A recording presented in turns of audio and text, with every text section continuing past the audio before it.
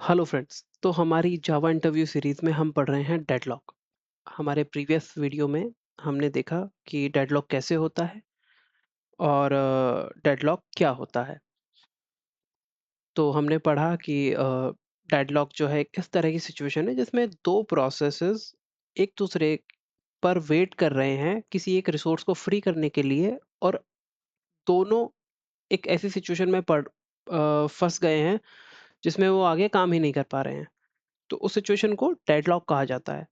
इसके लिए हमने एक कोड स्निपेट भी देखा जिसमें दो रिसोर्सेज हैं, दो थ्रेड्स हैं, और किस तरह से दोनों थ्रेड्स आपस में डेडलॉक में एक फंस गई हैं। आज अपन बात करेंगे कि डेडलॉक कैसे अवॉइड किया जा सकता है।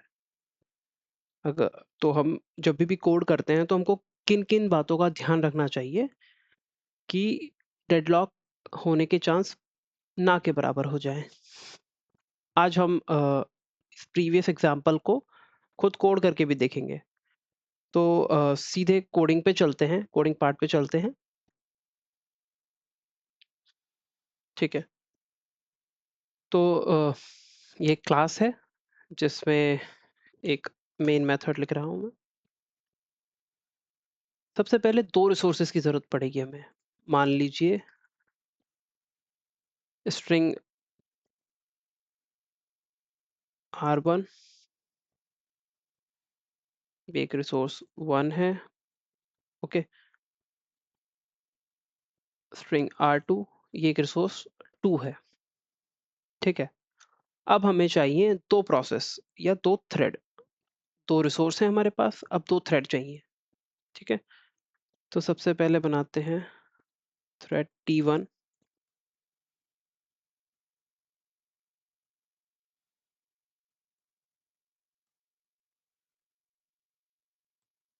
ठीक है, ये एक बनाई हमने थ्रेड T1, एक और थ्रेड बनाई T2। ओके। तो थ्रेड T1, जैसा हमने पढ़ा था कि थ्रेड T1 जो है वो रिसोर्स 1 को अक्वायर करती है, उस पर लॉक अक्वायर करती है। ठीक है। तो जावा में लॉक अक्वायर किया जाता है सिंक्रोनाइज्ड कीवर्ड के थ्रू, इस तरह से। तो इस T1 थ्रेड ने R1 पर लॉक अक्वायर किया। ठीक है। उसके बाद हमने देखा कि यहाँ पर इसने कुछ काम किया, उस कुछ काम किया उसको लेकर अपन यहाँ पर एक स्लीप लगा देते हैं कि मानो ये जो थ्रेड है ये 100 मिली सेकेंड्स के लिए लॉक अक्वायर करने के बाद सो गई। ठीक है। अब इसी ब्लॉक के अंदर आप देखेंगे ये ब्लॉक है, इसी ब्लॉक के अंदर हम यहाँ पर लिख रहे हैं सिंक्रोनाइज्ड R2। इसका मतलब जो थ्रेड T1 है इसने R1 पर ऑलरेडी लॉक अक्वायर किया हुआ है, फिर उसके बाद ये R2 पर लॉक अक्वायर की करने की रिक्वेस्ट डाल रही है।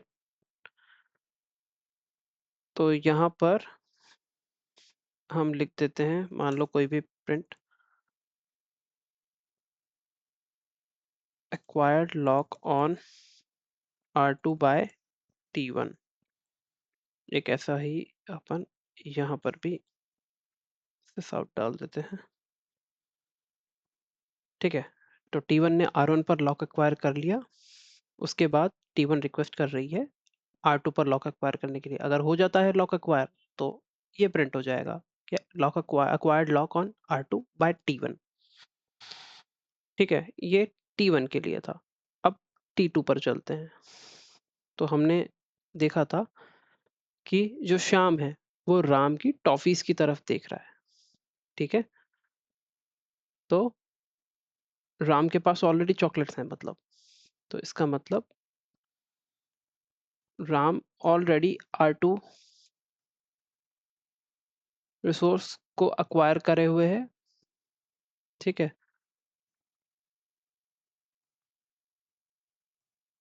यहाँ पे वही 100 मिली सेकेंड के लिए वेट डाल देते हैं।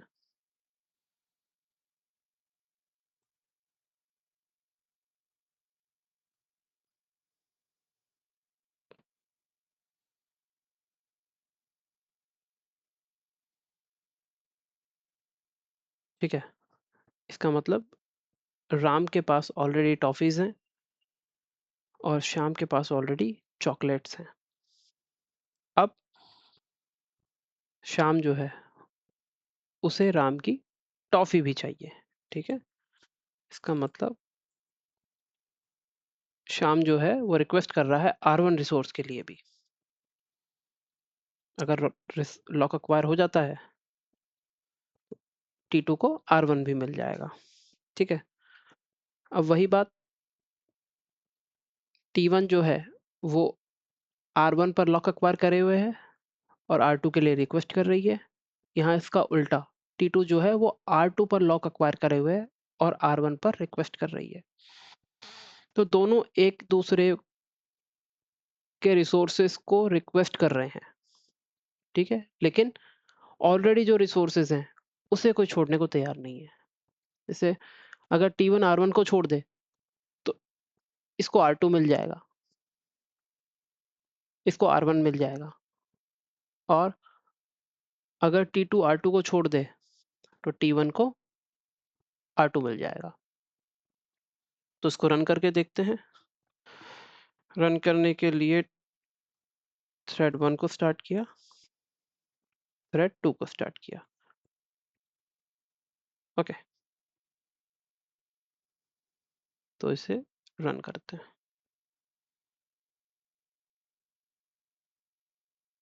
तो आप देखेंगे कि R1 ने T1 पर लॉक एक्वायर किया, मतलब राम के पास टॉफियां हैं, श्याम के पास चॉकलेट्स हैं। ना राम को चॉकलेट मिल पाई, ना श्याम को टॉफीज, और ये प्रोग्राम जो है यहीं पर अटक गया, आगे बढ़ ही नहीं रहा है। ये प्रोसेस एक डेडलॉक के सिचुएशन में चले गए हैं, ठीक है?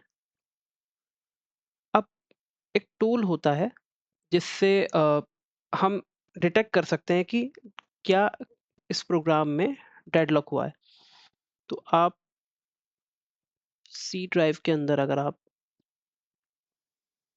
जावा के अंदर जेडीके के अंदर बिन में जाओगे, तो जे कंसोल को अगर आप ओपन करोगे,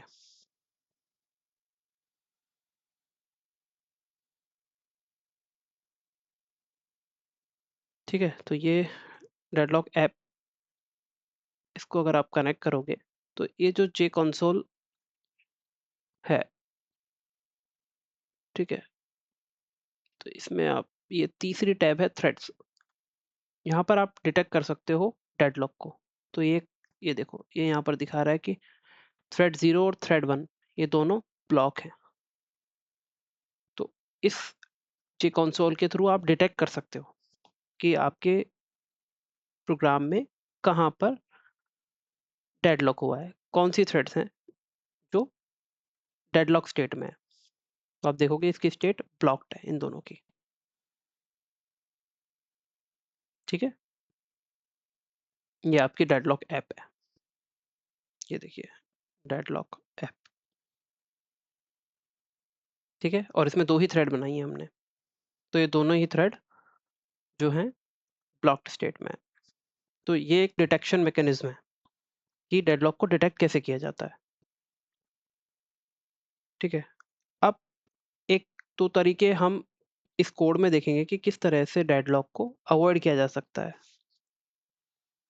ठीक है? इस कोड को मैं थोड़ा मॉडिफाई करूँ, ये एनोनिमस इनर क्लास जो हमने लिखी हुई है रनेबल की, इसको हम लैम्बडा से रिप्लेस किया कर सकते हैं।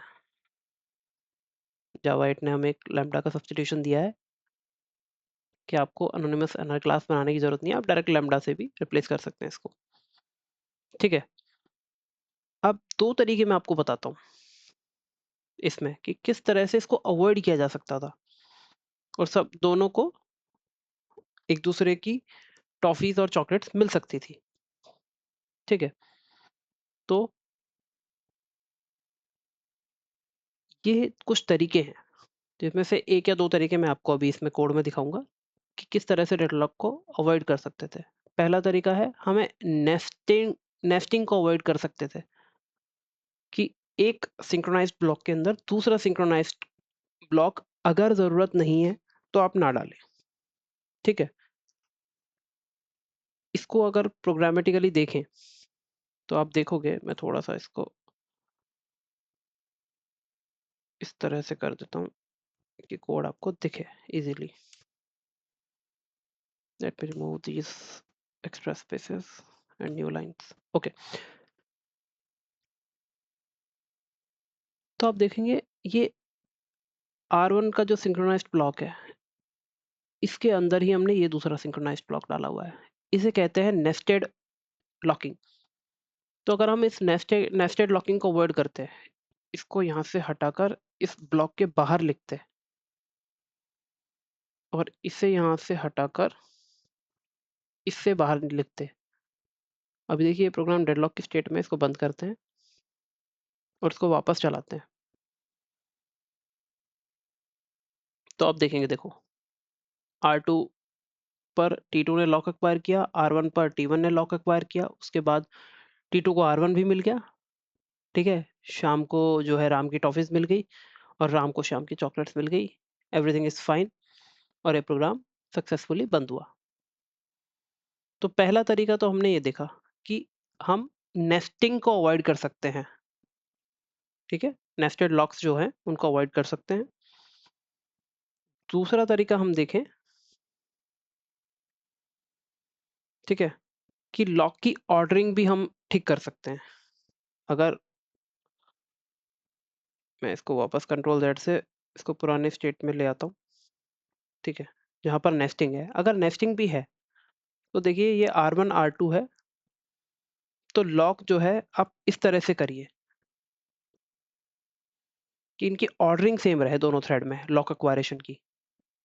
T1, sorry, R1, R2, and then R1 and R2. Both the threads are requesting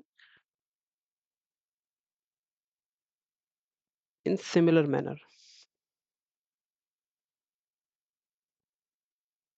ठीक है, तो इसको रिस्टार्ट करके देखते हैं। तो आप देखेंगे प्रोग्राम सक्सेसफुली बंद हुआ और सबको जो चाहिए था वो मिला। T1 को R1 भी मिला, T1 को R2 मिला, T2 को R1 मिला, T2 को R2 मिला। ठीक है, तो ये दो तरीके हमने देखे। ठीक है, तीसरा तरीका आता है अवॉइड यूजिंग अननेसेसरी लॉक्स। तो जहां पर लॉकिंग की रिक्वायरमेंट नहीं है वहां पर लॉक ना लगाएं। ठीक है, तो बहुत ज़्यादा लॉकिंग भी ठीक नहीं होती है, क्योंकि एक सिचुएशन ऐसी आती है जहाँ पर अगर डेडलॉक लग गया है और आपका प्रोग्राम बहुत बड़ा है, एक बहुत बड़ा प्रोजेक्ट में आप कोड कर रहे हैं, तो लॉक डेडलॉक डिटेक्शन में बहुत प्रॉब्लम आती है। तो जहाँ पर रिक्वायर्ड नहीं है वहाँ पर आप लॉक ना लगाएं उस ऑब्जेक्ट पे। चौथा तरीका आता है थ्रेड डॉट जॉइन मेथड। ठीक है, तो थ्रेड डॉट जॉइन के थ्रू अगर हम हमारी कोई एक थ्रेड दूसरी थ्रेड पर वेट कर रही है उसके खत्म होने का, इसका मतलब हमने थ्रेड डॉट जॉइन लगाया हुआ है, तो वो एक मैक्सिमम वेट टाइम के साथ लगाएं, जिससे कि वो थ्रेड उसका इनडेफिनेट टाइम तक वेट ना करे। ठीक है, इसी तरह से पांचवा तरीका है लॉक टाइम आउट, कि जो लॉक अक्वायर होता है उस पे भी हम टाइम आउट लगा सकें। ठीक है, तो हमारे पास जावा में काफ़ी सारे नए लॉक भी मिले हैं, लॉक की लाइब्रेरी भी अपडेट हुई है। जैसे हमारे पास एक रे इंट्रेंट लॉक है। ठीक है, तो उसमें उस लॉक पर एक ट्राई लॉक मेथड आता है, तो उसमें आप एक डेफिनेट टाइम देकर एक ट्राई लॉक कर सकते हो कि क्या इस ऑब्जेक्ट पे हमको लॉक मिल रहा है इस डेफिनेट टाइम तक, कि अगर 10 सेकंड वो चेक करेगा कि भाई उसे लॉक अगर नहीं मिला तो वो उसको छोड़ देगा, उस पर अटेम्प्ट ही नहीं करेगा, वो उसको रिक्वेस्ट ही नहीं करेगा। ठीक है, तो ये 4-5 इस तरह से तरीके हैं जिससे हम डेडलॉक को अवॉइड कर सकते हैं कि फ्यू फ्यूचर में जब भी एप्लीकेशन रन हो तो उसमें डेडलॉक की पॉसिबिलिटी बहुत कम हो या ना के बराबर हो। तो थैंक यू, आप कमेंट सेक्शन में लिख दीजिए अगर इससे रिगार्डिंग आपको कुछ और भी वीडियोस चाहिए हो तो। Thank you.